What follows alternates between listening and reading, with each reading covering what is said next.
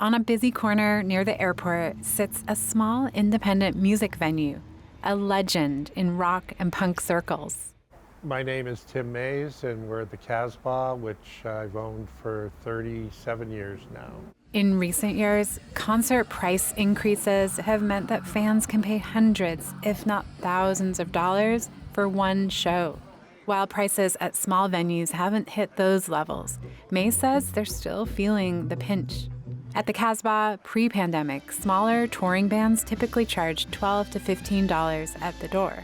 After the pandemic, that bumped up to 15, 18, and then now, starting point for a band that's relatively unknown, I see, asks for $20 tickets, $25 tickets at the door. There's a lot that goes into the cost of a ticket, including a band payment to cover tour costs, basically all the people, platforms, and expenses involved. And Mays says booking agents and managers usually have final say. I push back on that when I can, just saying, this seems a little high. Has this band played in San Diego before? Do they have any history? Because if not, it's their first time. We should be cognizant of, that the pricing.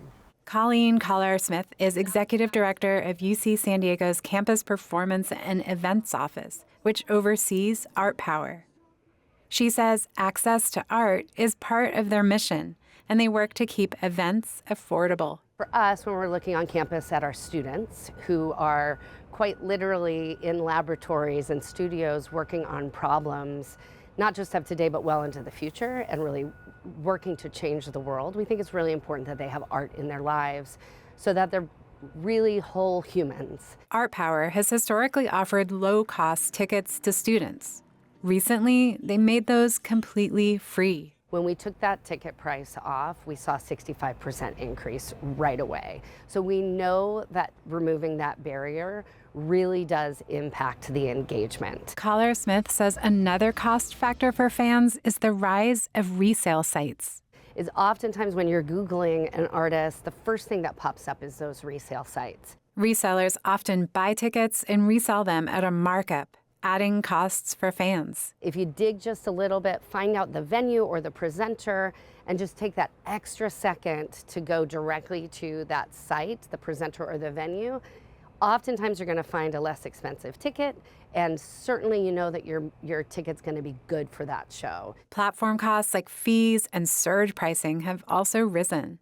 Ticketmaster and Live Nation, which merged in 2009, are facing a federal antitrust lawsuit. Mays says the Casbah and other smaller venues use independent ticketing platforms, often with lower fees.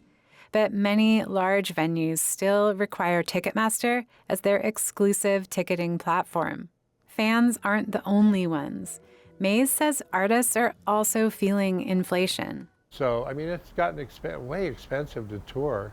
Hotels, gasoline, food, everything is way more than it was, obviously way more than it was last year.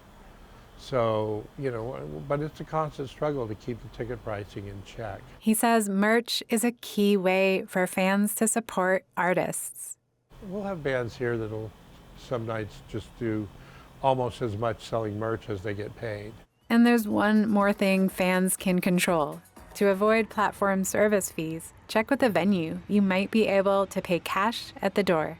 Julia Dixon Evans, KPBS News.